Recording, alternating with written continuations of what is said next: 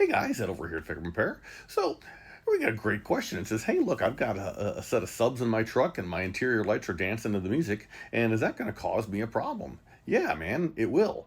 If your headlights, if your interior lights are dimming when the bass hit comes, that tells us that there's not enough current available. And capacitors, which their job is to store energy, they can only store so much. And there's only so much, there's only so much energy inside there, and there's ratings for this and all this kind of stuff. But when the gatekeepers called MOSFETs open up to go ahead and let those caps recharge, you don't want to have them have to stay open longer than they need to. And so what happens is, yes, absolutely, you're going to fry your FICM. And this is the reason why, we are just a poster child for larger alternators. So as you may or may not know, the VT365 is International's version of this motor. Same cam, same crank, same injector, same turbo, same all of it, but it's got a bigger freaking amplifier, alternator.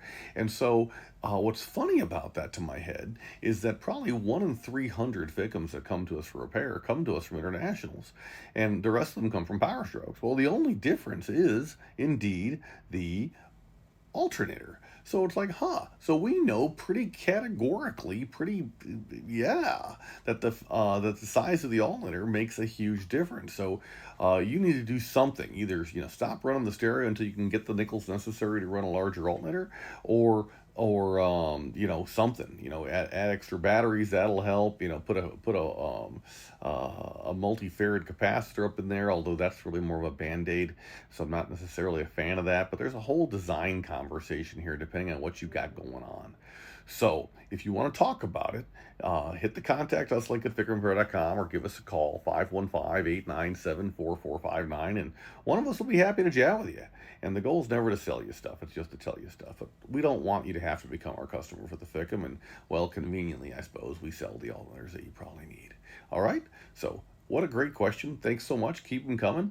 And by the way, the inadequate supply side voltage thing, the reason why you burn stuff out that way is these components just get too hot, because the switches that are normally closed have to stay open longer to let the current of electrons in. But when that flow isn't where it needs to be and the gate needs to stay open longer, that's what fries things. So I hope this helps. What a great question. FICMRepair.com. Keep them coming. We're all in this together. Thanks, guys.